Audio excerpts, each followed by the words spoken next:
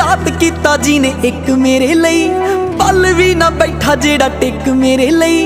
किन्ने एहसान मेरे सिर ते, सोच सोच अखों हंझू चो गया।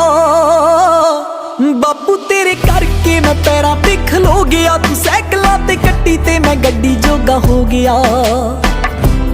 बापू तेरे करके मैं पैरां ते खलो गया, तू सैकलां ते कट्टी ते मैं गड्डी जोगा हो गया।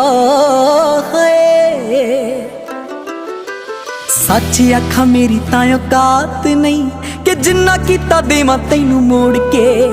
मैं मंगदा हां तेरी तंदुरुस्ती, सच्चे रब अगे दोवें हथ जोड़ के। मैं मंगदा हां तेरी तंदुरुस्ती, सच्चे रब अगे दोवें हथ जोड़ के। मेरे हिस्से दे भी दुख सिरां नाल सैंदा, अपने जो दिल